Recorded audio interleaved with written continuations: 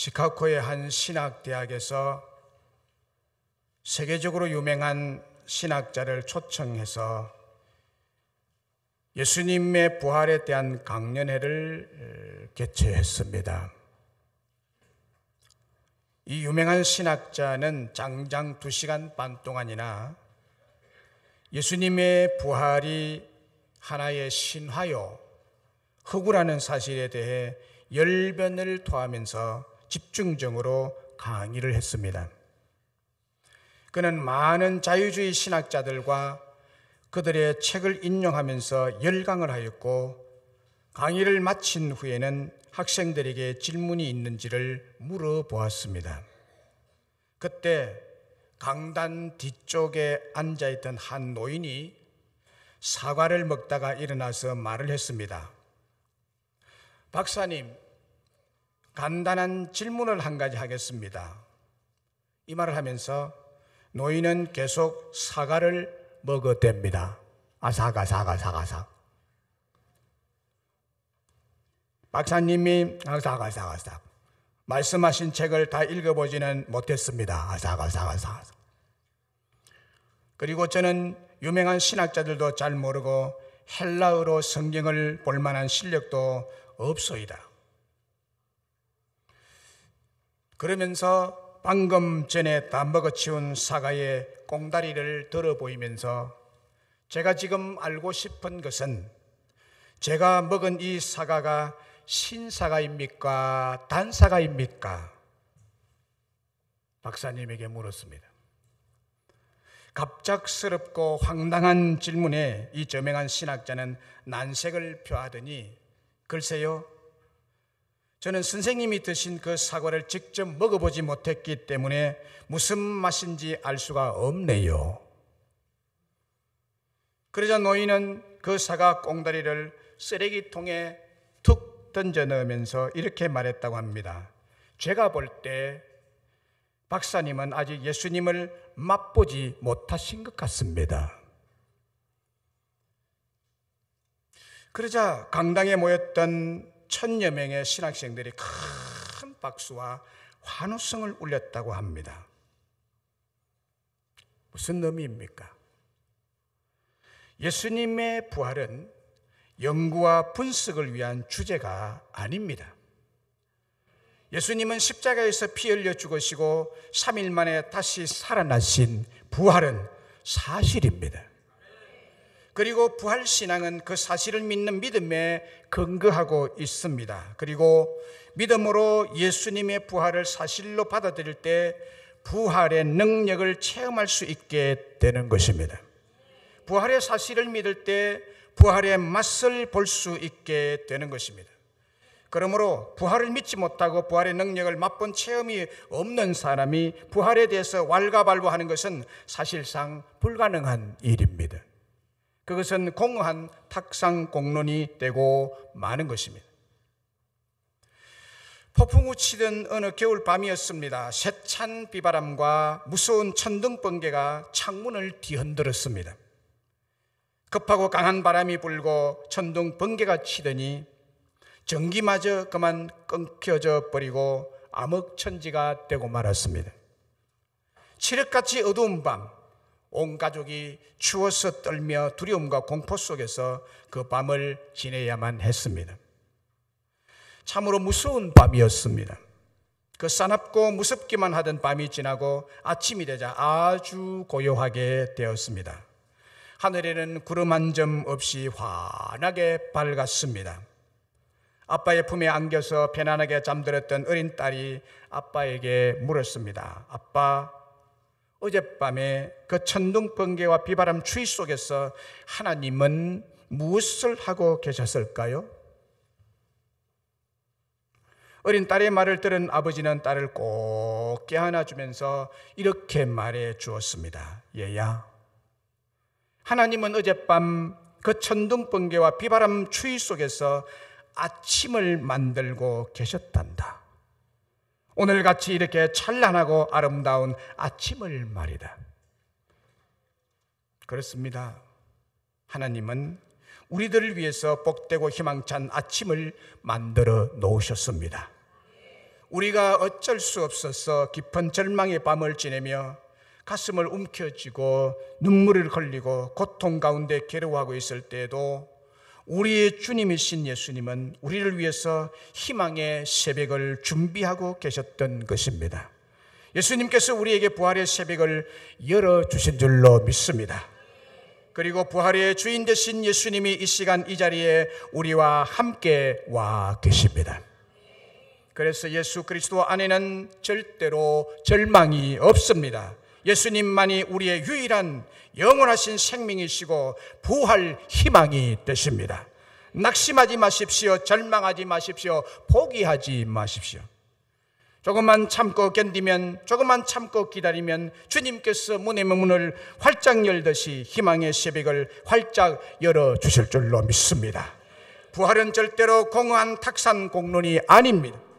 주님께서 무덤의 문을 활짝 열고 희망의 새벽을 맞이하게 되듯이 부활은 체험적으로 맛보아서 아는 것입니다. 그래서 예수님의 부활은 이 세상의 모든 근본적인 문제들을 한순간에 뒤바꾸어 놓은 전 인류의 사건입니다. 많은 사람들이 나 죽으면 그만이야, 알게 뭐야, 캔세라 세라, 될 대로 되라, 이런 식으로 살아갑니다. 이 말은 정말 망령된 말이 아닐 수가 없습니다. 왜냐하면 사람을 동물과 같이 생각하는 것이기 때문입니다. 사람은 동물이 아닙니다. 사람은 영과 혼과 육을 가지고 있습니다. 그러나 동물은 영혼이 없기 때문에 죽으면 그만이고, 그로서 아무것도 없는 무로 돌아가고 맙니다. 그러나 영혼이 있는 사람은 동물처럼 죽으면 죽는다고 끝이 아닙니다. 내세에 천국이 있고 지옥이 있습니다. 그래서 인간을 동물로 여기는 것이 망령된 일이죠. 그리고 부활하신 예수님을 정면으로 모독하는 아주 불경스러운 말이기 때문에 나 죽으면 그만이라는 말은 망령된 말인 것입니다. 고린도전서 15장 32절에서도 죽은 자가 다시 살아나지 못하면 내일 죽을 터이고 너 내일 죽을 터이니 먹고 마시자 하리라. 죽은 자가 다시 살아나지 못한다면, 죽으면 그로써 끝나버린다면 내일 죽을 터이니 오늘 죽기 전에 먹고 마시자 하리라. 우리나라의 유행가처럼 노세 젊어서 노세, 죽으면 그만이야, 그 얘기입니다. 부활의 믿음이 없으면 방탕한 생활이 된다는 얘기죠. 부활을 믿지 않고 나 죽으면 그만이야 라는 이 망령된 불신앙이 사람을 방탕으로 몰고 가는 것입니다. 그리고 예수님의 부활로 말미암아 인간의 존재의 의미가 엄청나게 달라졌습니다. 사람에게 죽음이 끝이 아니라 예수님처럼 부활할 수 있는 가치 있는 인격적인 존재로 새롭게 값을 매겨놓은 사건이 부활 사건입니다. 죽음으로 끝이 아니에요. 죽음에 대한 인식도 부활로 말미암아 바꾸어 놓았습니다. 부활이 없는 사람에게는 죽음은 공포요, 두려움이요, 한 맺힌 일입니다. 그러나 부활은 죽음을 이기고 죽음 앞에 당당할 수 있고 새로운 희망과 소망을 갖게 되는 것입니다. 이게 부활이 우리 인간에게 인류 사이에 많은 것을 뒤바꾸어 놓은 사건인 것입니다. 그러면 새 희망과 새 소망이 되는 예수님의 부활이 우리에게 주신 것이 구체적으로 무엇일까요? 그것은 예수 그리스도의 부활은 사망을 이기는 승리를 저와 여러분에게 주신 줄로 믿습니다. 죽음을 이기는 승리가 우리에게 주어진 것입니다. 부활은 승리의 능력입니다. 오늘 본문 53절로 57절에 보면 이 썩을 것이 반드시 썩지 아니할 것을 입겠고 이 죽을 것이 죽지 아니함을 입으리라. 이 썩을 것이 썩지 아니함을 입고 이 죽을 것이 죽지 아니함을 입을 때에는 사망을 삼키고 이기리라고 기록된 말씀이 이루어지리라. 사망아 너의 승리가 어디 있느냐? 사망아 네가 쏘는 것이 어디 있느냐? 사망이 쏘는 것은 죄요 죄의 권능은 율법이라. 우리 주 예수 그리스도로 말미암아 우리에게 승리를 주시는 하나님께 감사하노니 라고 했습니다.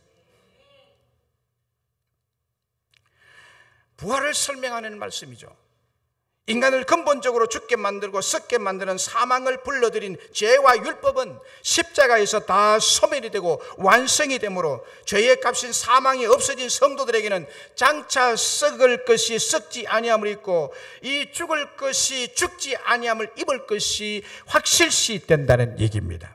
그리고 사망을 삼키고 이기고 승리할 것입니다. 사망아, 너의 승리가 어디 있느냐? 사망아, 네가 쏘는 것이 어디 있느냐? 사망이 쏘는 것은 죄요, 죄의 권능은 율법이라고 했습니다. 그러므로 사망을 가져온 죄를 해결하신 것이, 그것의 의미는 사망을 이긴 것이고, 사망을 이길 때 우리는 예수님처럼 부활할 것입니다. 그래서 우리는 이렇게 큰 소리로 자신 있게 감격스럽게 고백할 것입니다. 주 예수 그리스도로 말미암아 우리에게 승리를 주신 하나님께 감사하노라고. 누가복음 24장 1절 이하에 보면 안식 후 첫날 새벽 일찍이 아직 어두울 때 막달라 마리아와 요한나와 야고보의 모친 마리아와 다른 여자들이 예수님의 시신에 바를 향품을 가지고 무덤을 찾아갔습니다. 유대인의 무덤은 우리나라 무덤과 달라서 동굴이 되어 있습니다. 사람이 걸어 들어갑니다. 그래서 걸어 들어가서 시신을 그 돌판 위에다 그냥 이렇게 놓습니다. 염을 한 상태에서 그냥 뉘어 놓죠. 무덤 입구는 돌로서 이렇게 막아 놓습니다. 그런데 이 여인들이 안식 후 첫날, 예수님 돌아가신 금요일 그리고 안식인 토요일 지나고 난 다음에 안식 후 첫날 새벽에 이 여인들이 예수님의 죽음에 대해서 너무너무 안타깝고 슬프고 괴롭고 해서 안식일이 지나자마자 일어나서 새벽같이 기름을 가지고 갑니다. 무덤 입구에 무덤을 보니까 예수님의 시신이 보이지 않습니다. 너무 근심이 돼서 서서 울고 있는데 이때 찬란한 옷을 입은 두 천사가 어찌하여 살아있는 자를 죽은 자 가운데 찾느냐? 여기 계시지 않고 살아나셨느니라. 울지 말고 눈물 그치고 갈릴리에 계실 때에 너희에게 어떻게 말씀하셨는지를 기억해보라. 인자가 죄인들의 손에 넘겨져 십자가에 못 박히고 제3일에 다시 살아나리라 하셨지 않느냐? 그 말씀대로 살아나셨느니라 라고 했습니다. 예수님께서 이 말씀대로 다시 살아나셨다, 부활하셨다는 이 말씀에 울던 여자들이 그 마음속에 어떤 마음이 생겨났는가 하면 사망을 이겼다, 죽음을 이겼다, 죽음에서 승리하신 분이 예수님이라는 이 새 희망과 새 소망으로 그 가슴이 넘치게 되었습니다. 그래서 한 걸음에 제자들에게 달려가서 예수님의 부활 소식을 알렸던 것입니다. 요한복음 11장에 보면 나사로가 병들어 죽었습니다. 그리고 나사로를 무덤에 장례치렀습니다. 예수님께서 나사로의 무덤까지 가보니까 죽어 장례치는 지 이미 4일이나 지났습니다. 마르다와 마리아 그리고 거기 위로하러 온 사람들 앞에서 네 오라비가 다시 살아나리라고 예수님께서 말씀하신 다음에 나는 부활이요 생명이니 나를 믿는 자는 죽어도 살겠고 무릇 살아서 나를 믿는 자는 영원히 죽지 아니하리니 이것을 네가 믿느냐라고 말했습니다. 그리고 요한복음 11장 40절에서 예수께서 이르시되 내 말이 네가 믿으면 하나님의 영광을 보리라 라고 했습니다. 이 말씀을 하시고 난 다음에 큰 소리로 무덤을 향해서 이렇게 외칩니다. 나사로야 나오너라, 나사로야 나오너라 라고 큰 소리로 예수님께서 선포를 하니까 죽은 자가 수족을 배로 동인 채로 나오는데 그 얼굴은 수군에 쌓였더라고 했습니다. 예수께서 이르시되 그것을 풀어놓아 다니게 하라고 했습니다. 놀라운 일이 벌어진 것입니다. 예수님의 말씀 한마디에 죽은 지 나흘이나 되고 벌써 썩는 시체 냄새가 진동을 하는데 죽은 사람이 살아서 제 발로 걸어 나온 것입니다. 부활의 기적이 일어난 것입니다. 나는 부활이요 죽은 자에게 생명을 불어넣는 살려내는 자라는 예수님 말씀대로 예수님의 부활의 능력은 죽음에서의 승리, 사망에서의 승리를 주시는 분임을 확정하는 예정적 사건입니다. 죽은 자에게 마지막으로 염을하면서 시체를 동여매었던 것을 풀어놓아 자유롭게 다니게 하라는 말씀은 사망에 매여 사는 모든 사람의 사망의 끈을 풀어서 사망에서 자유를 주시고 사망에서 승리를 주시는 분이라는 것입니다. 그러니까 나사로를 살려내신 예수님은 부활이시고 사망을 이기신 승리자이십니다. 그리고 죽은 자도 살리시는 분, 부활의 능력을 단순히 믿는 자는 사망을 이기고 승리의 영광도 보여주리라고 말씀하신 것입니다.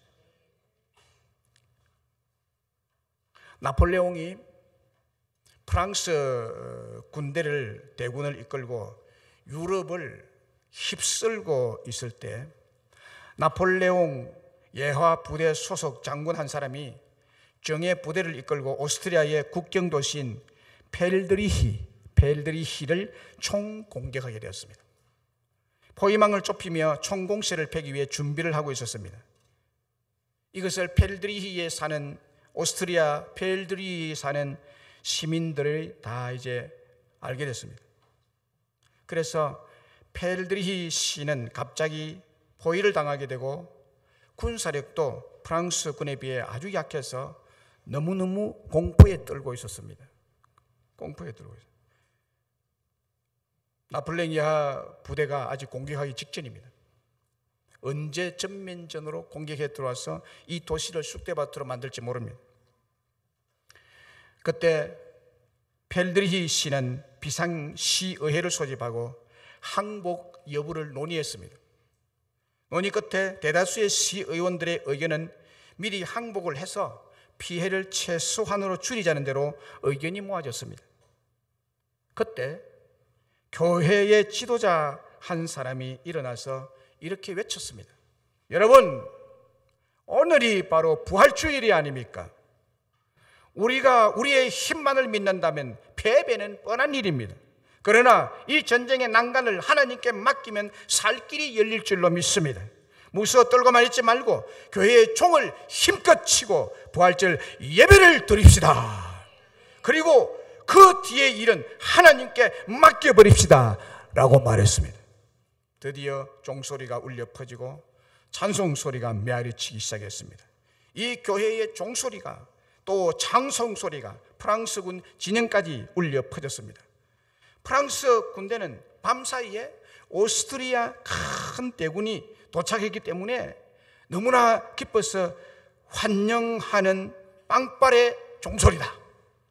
그리고 그 기쁨의 노래소리일 것이라고 판단해서 공격을 취소하고 다른 곳으로 이동하고 말았습니다.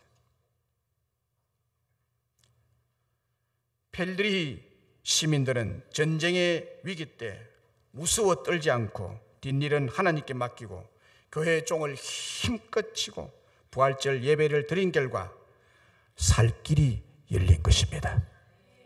결국 총 한 번 쏘지 않고 승리를 거두게 됐던 것입니다.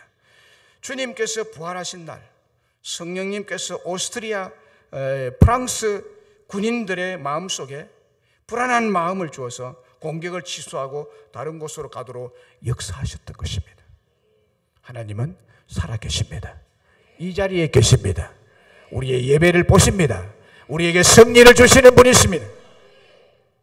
부활을 믿고 뒷일을 하나님께 맡기고 교회에 모여 부활절 예배를 드린 하나님의 백성들에게 부활의 승리를 맛보게 했던 것이고, 부활의 주님은 우리에게도 우리의 삶 중에도 이런 승리를 안겨주시는 분임을 믿습니다. 두 번째로 새 희망과 새 소망이 되는 예수님의 부활이 우리에게 주는 것이 구체적으로 무엇입니까? 그것은 예수 그리스도의 부활이 나의 부활이 되도록 하셨습니다. 예수님의 부활은 나의 부활입니다. 오늘 본문 51절 52절에 보라, 내가 너희에게 비밀을 말하노니 우리가 다 잠잘 것이 아니요 마지막 나팔의 순식간에 호련히 다 변화하리니 나팔 소리가 나매 죽은 자들이 썩지 아니할 것으로 다시 살아나고 우리도 변화되리라 라고 했습니다. 우리도 변화되리라. 부활의 비밀을 이 말씀에서 계시해 주고 있습니다. 부활의 비밀이란 우리 예수님께서 십자가에서 죽임을 당하시고 잠자는 것처럼 3일을 매맞고 찢기고 십자가의 상처를 그대로 간직한 비참한 시체로 죽음에 계시다가 제3일에 그 매 흔적과 십자가의 흔적은 있지만 신비스럽고 영광스러운 새 생명의 몸으로 순식간에 부활하신 것처럼 예수를 믿는 우리들도 예수님과 똑같이 다시 살아나고 호련히 다 신령한 몸으로 변화될 것을 말씀하고 있습니다. 오늘 부활주일에 여기 모인 우리 모두는 이 부활을 믿는 믿음을 가진 자들인 것을 믿습니다. 그러므로 예수 그리스도의 부활은 곧 나의 부활이 되게 하신 것입니다. 예수님의 부활은 여러분의 부활입니다. 여러분도 예수님처럼 부활하게 될 줄로 믿습니다. 주님의 부활이 나의 부활임을 실제적으로 깊이 고백하게 되는 예배인 것입니다. 창세기 22장에 보면 우리들이 언뜻 이해하기가 힘든 사건 하나가 기록되어 있는데, 창세기 22장 2절에 보면 여호와께서 이르시되 네 아들 내 사랑하는 독자 이삭을 데리고 모리아 땅으로 가라. 가서 내가 내게 일러준 한 산 거기서 그를 번제로 드리라고 했습니다. 번제로 드리라. 아브라함의 아들 이삭, 100세에 얻은 아들 이삭을 번제의 제물로 드려 각을 떠서 죽여서 목을 따서 죽여서 번제로 태워서 드리라. 우리가 이해하기 힘든 겁니다. 아브라함은 하나님 말씀 따라 그분이 지시한 장소에 가서 제단을 만들고 나무를 뿌려놓고 그 위에 사랑하는 아들을 결박해서 제물로 올렸습니다. 그리고 손을 내밀어 칼을 잡고 그 아들을 가슴을 쳐서 이제 잡으려고 했습니다. 이삭을 제물로 바치는 것은 하나님께서 단독적으로 결정한 일입니다. 아브라함의 머리에서 생각에서 지혜에서 나온 것이 아닙니다. 아브라함이 하나님을 만족시키려고 혹은 하나님을 기쁘시게 해드리기 위해서 무엇을 바칠까 궁리를 하다가 사랑하는 독자 이삭을 바치기로 결정한 것이 아니에요. 하나님께서 이삭을 바치라고 일방적인 명령이기 때문에 바치는 것입니다. 하나님께서는 아브라함이 과연 얼마나 하나님을 사랑하는지 확인해 보기 위해 그에게 가장 소중한 아들을 통해서 시험했다고 말씀하고 있습니다. 여기서 우리가 예수님의 부활과 연관지어서 생각해 보아야 할 것이 정말 하나님께서 아브라함이 얼마나 하나님을 두려워하며 사랑하며 순종하는지를 보기 위해서 이렇게 아들을 바치라고 시험하셨겠느냐 하는 것입니다. 다른 방법으로 그의 중심을 확인해 볼 수 있지 않겠느냐. 굳이 아버지가 아들을 이렇게 묶어놓고 죽이는 것을 보아야만 그 신앙을 확인할 수 있단 말입니까? 오늘 중요한 것은 이삭이 제물로서 꽁꽁 묶이고 불을 지피는 장작더미 위에서 번제의 제물로 죽어야 했는데 죽지 않고 살았다는 것입니다. 죽지 않고 살았다는 거예요. 이삭을 죽이려는 순간 하나님의 사자가 급히 아브라함을 저지했고 그는 평소에 드리던 것과 똑같은 제물을 드리고 산에서 내려오게 됐습니다. 마침 뿌리 숯불에 걸린 수양 한 마리가 이삭 대신 희생 제물이 된 것입니다. 이상하지 않습니까? 한번 이삭을 바치라고 말씀하셨으면 이삭을 죽게 해야지 왜 이삭 대신 수양을 제물로 바치겠을까요? 우리의 이성적인 지혜로는 이해하기 어려운 점이 바로 대신 죽는다는 것입니다. 대신 죽는다는 것입니다. 대신 죽는다는 진리입니다. 다시 말하면 대속 제물이라는 것입니다. 지금까지 하나님의 거룩한 백성들은 바로 이 대속의 제사를 드려왔습니다. 아벨에서부터 아브라함까지 그리고 그 이후에도 중단 없이 계속해서 대속의 제사를 드렸습니다. 우리는 모두 하나님 앞에 죄인이기 때문에 우리가 죽어야 하는데 우리 대신 짐승들을 죽게 하신 것입니다. 그런데 이번에 하나님께서 아브라함에게 지시한 것은 짐승이 아니라 그의 사랑하는 아들을 번제의 제물로 바치라고 하신 것입니다. 이것은 아브라함에게 엄청난 충격이 아닐 수 없습니다. 그래서 이번에 제사는 평소에 소나 양을 죽여드리는 제사와는 그 의미와 가치와 마음의 상태가 완전히 다른 제사였습니다. 바로 제물이 자기의 사랑하는 아들이기 때문입니다.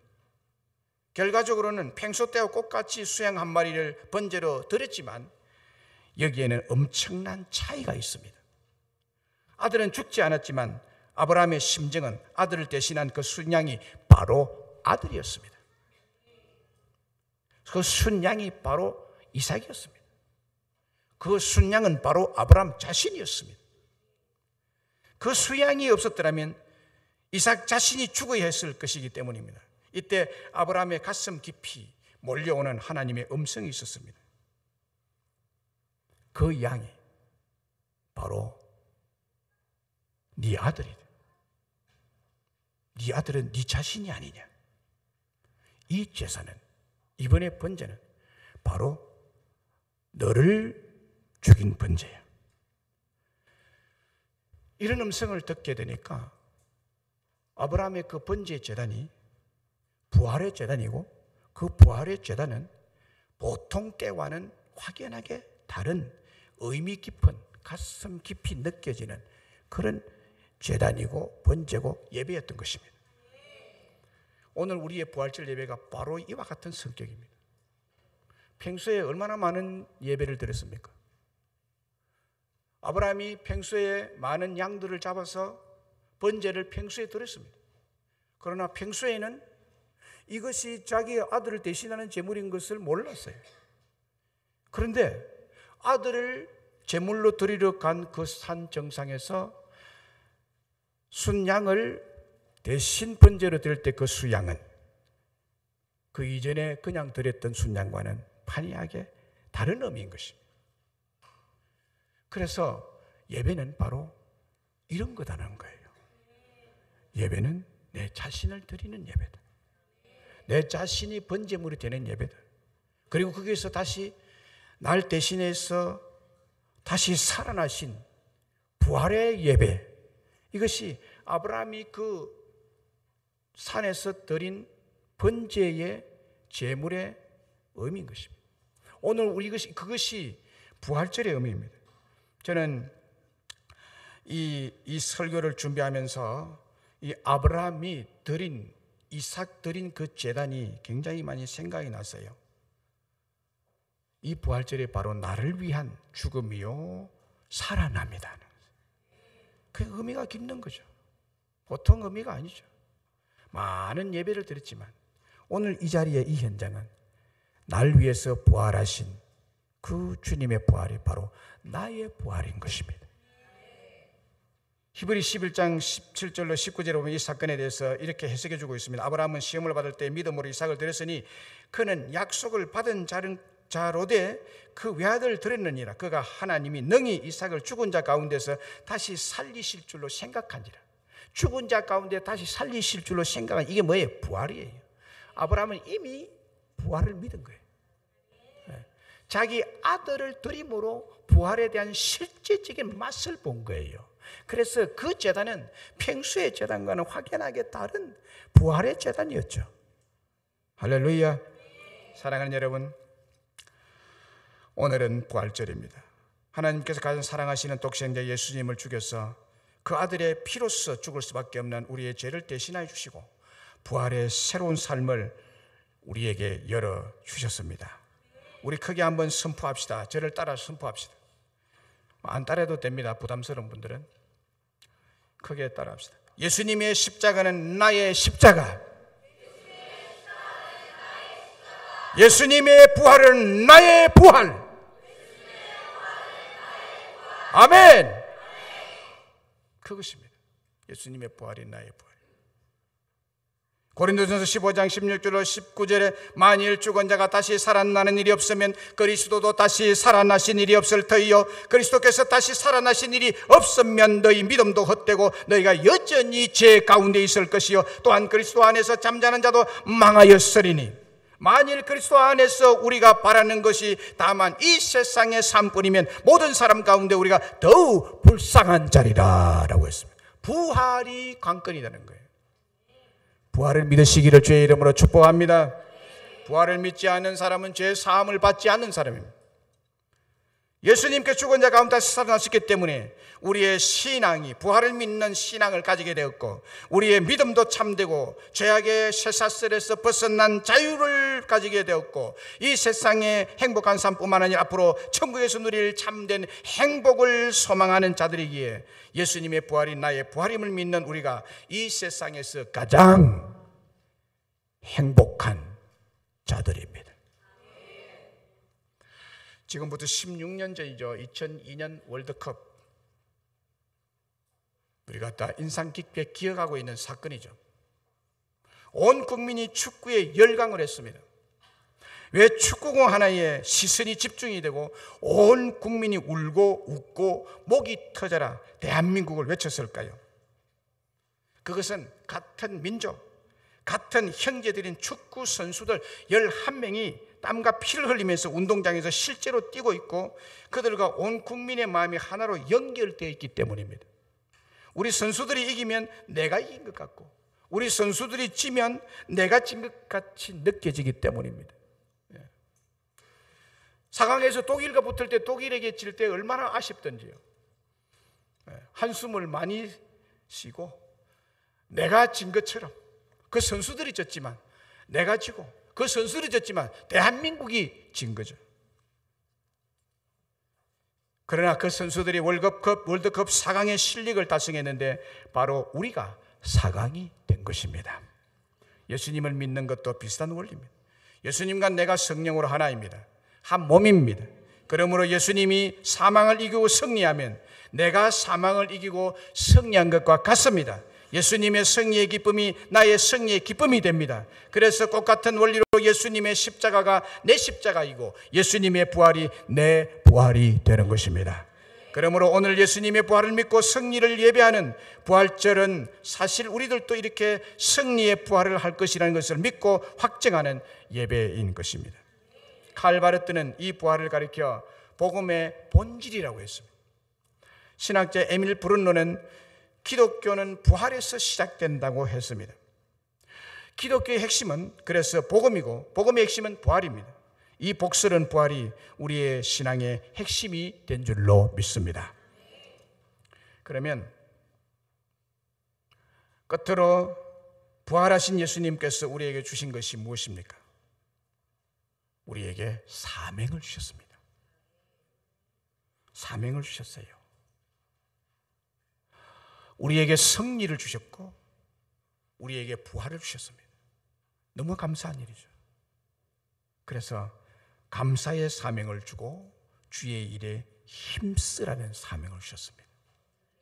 57절 58절을 보세요. 주 예수 그리스도로 말미암아 우리에게 승리를 주시는 하나님께 감사하노니.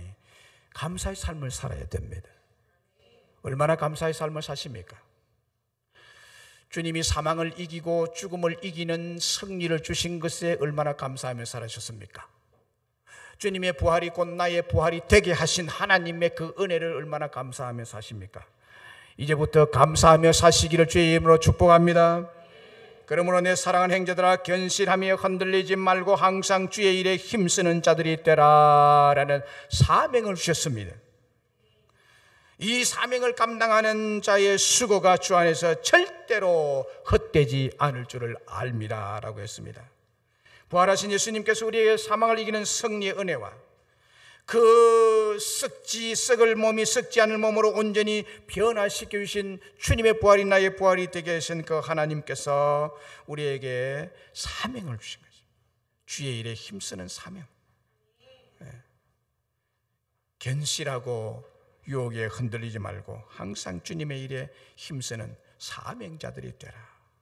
우리 주님이 성천하시면서 사도행전 1장 18절에 오직 성령이 너희에게 임하시면 너희가 권능을 받고 예루살렘과 온 유대와 사마리아와 땅끝까지 이르러 내 증인이 되리라. 볼지어다 내가 세상 끝날까지 너희와 항상 함께 있으리라. 사명을 주셨습니다.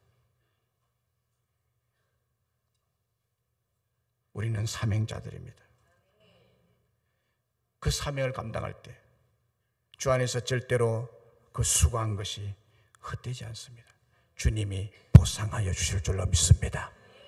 주님은 주의 일을 한 사람에게 신실하게 보상하는데 제가 보니까요 30배, 60배, 100배, 현재보다도 1000배 많게 하시더라고요. 일한 사람이 없는 사람은 뭐 행기에 있어야 봤죠. 이 말씀에 의하면 뭐 행기에 있어야 봤지. 만날 노는데. 주의 일에 힘쓰는 자리 되시기를 바랍니다. 지금도 늦지 않아요. 저는 우리 아이들이 훈련시키는 거예요. 오늘 주일날 이 아이들이 와서 찬양하는 것이 이 주의 일이거든요. 저거 하기 위해서 연습 많이 해야 돼요. 그냥 오늘 아침에 이 옷 입고 온 게 아니에요. 저 옷, 흰 옷을 갈아입으려고 해도 이 옷장을 뒤져야 돼. 이 뒤지는 일이 주의 일을 하는 거예요. 그것도 이 앞에서 찬양을 돕기 위해서 영적 실업자가 없어야 됩니다. 놀고 먹는 자가 없어야 됩니다. 주의 일에 힘쓰는 자가 없더라. 부활절에 주시는 사명입니다. 놀지 마세요. 주의 일을 하세요. 그래서 주의 복을 받기를 원하십시오. 이 일이 절대로 헛되지 않을 것이라고 분명히 약속하고 있습니다. 왜 못 삽니까? 왜 어렵습니까? 예수를 믿는데 왜 어려움이 자꾸 옵니까? 그렇게 절망하고 불평하지 마시고 내가 주님을 위해서 무슨 일을 하고 있는지를 물어보십시오. 무슨 일을 하고 있는지. 하는 일이 있습니까? 미국의 유명한 찬송 작가인 로버트 로우리 목사님은 1826년 펜실베니아주의 필라델비아에서 태어났습니다. 그분은 17살 때 부활의 주님을 딱 만납니다. 그리고는 복음을 전하는 사명을 받고 목사님이 되셨습니다. 찬송을 많이 지었는데 252장 나의 죄를 씻기는 예수의 피밖에 없네 울어도 못하네 나 위하여 십자가에 여러 해 동안 주 떠나이와 같은 찬송을 지었습니다. 그런데 남북 전쟁이 일어났는데 많은 사람이 죽어갔습니다. 그래서 그 죽어가는 사람을 장례를 치러줘야 되겠다. 이 목사님이 장례를 치러줘야 되겠다. 장례를 치르기 위해서 장례를 치러주는데 이 죽은 사람 장례 치르는 것보다도 죽어가는 사람을 살려야 되겠다는 생각을 했어요. 그래서 그 사명을 또 받습니다. 죽어가는 사람을 살려야 된다는 사명을 받고 몇 날 며칠을 잠도 자지 못하고 죽어가는 사람들을 살려내고 간호하느라고 그만 탈진해서 자기도 부상병동에 쓰러져서 죽게 됐습니다. 너무나 기진해서 하나님 앞에 간절히 기도했습니다. 하나님, 저와 이 부상병들을 살려주십시오. 저와 이 부상병들을 살려주십시오. 그 기도를 했는데 너무나 간절하게 기진에서 탈진해서 완전히 이제 정신이 아찔아찔하고 죽어가는 가운데서 이 기도를 했습니다. 그런데 하나님께서 이 기도를 들으시고 환상 가운데 부활하신 예수님이 나타나셔서 말씀했습니다. 로울리 목사여, 내가 살아있느니라. 내가 살아있느니라. 내가 어두움을 물리치고 살아났느니라. 내가 지금 네 속에도 살아있느니라. 그 순간 로울리 목사님의 가슴 속에 놀라운 부활의 능력이 임했는데 쓰러진 그 자리에서 벌떡 일어나서 그때 주님께서 누가복음 24장 5절 6절에 말씀을 주셨습니다. 어찌하여 살아있는 자를 죽은 자 가운데 찾느냐? 여기 계시지 않고 살아나셨느니라. 이 말씀을 붙잡고 그가 엎드려 기도하는 가운데 160장 찬송을 지은 것입니다. 부활 찬송. 무덤에 머물러 예수 내 구주 새벽 기다렸네. 예수 내 주 원수를 다 이기고 무덤에서 살아나셨네. 어둠을 이기고 나와서 성도와 함께 길이 다스리시네. 사셨네 사셨네. 예수 다시 사셨네. 로리 목사님은 사명과 아울러 큰 축복을 받게 됐습니다. 오늘 이 시간 부활하신 주님께서 저와 여러분을 부르셔서 우리에게 사명을 주십니다. 내 사랑하는 형제들아, 경고하며 흔들리지 말고 항상 주의 일에 힘쓰는 자들이 되라. 주의 일에 힘쓰는 자들이 되라. 이는 너희 수고가 주 안에서 헛되지 않을 줄을 알미라. 여러분, 세상의 일은 하지 말아야 해도 죽을둥살둥 하잖아요. 그리고 그런 사람은 주님의 일을 하는 한 시간이 그냥 손해인 것 같이 느껴져요. 손해인 것 같이. 아, 손해봤다 내가. 헛일 했네. 여러분, 주님의 일은 절대로 헛되지 않습니다. 절대로 헛되지 않는다고 약속하고 있습니다. 그런데 헛되지 않는 이 얘기가 제가 목회 현장에서 실천적으로 보니까 아까도 말씀드렸지만 30배 주시더라고요. 60배를 갚아주시더라고. 100배를 갚아주시더라고. 현재보다 민수기 1장에 보면 1000배로 많게 갚아주시더라고요. 네. 여러분, 교회에 직무를 맡아서 수고하십시오. 우리 하나님이 갚아주실 줄로 믿습니다. 아무 일 하지 말고 왔다 갔다만 하지 마시고 성전 뜰만 받고 가지 마시고 일을 하셔야죠. 말씀 맺습니다. 오늘은 부활주일입니다. 부활을 믿지 못하고 부활의 능력을 맛본 체험이 없는 사람이 부활에 대해서 왈가바하는 것은 불가능한 일이고 공안 탁상 공론이 되고 마는 것입니다. 왜냐하면 부활은 사실이기 때문에 예수님을 믿는 모든 자에게 예수님의 부활 생명이 심령 속에 역사하기 때문입니다. 예수님의 부활은 우리에게 승리를 주신다고 했습니다. 그리고 예수님의 부활은 나의 부활이 된다는 진리를 말씀드렸습니다. 이 부활 진리를 믿는 자는 부활을 증거하며 살아가는 사명을 부여받게 되고 그 사명을 잘 감당할 때 그 수고가 헛되지 않도록 큰 축복으로 보상하여 주겠다고 약속하고 있습니다. 우리도 받은 바 사명을 잘 감당함으로 큰 축복을 받아 누리는 이 부활절 예배가 되기를 주의 이름으로 축복합니다. 이제 우리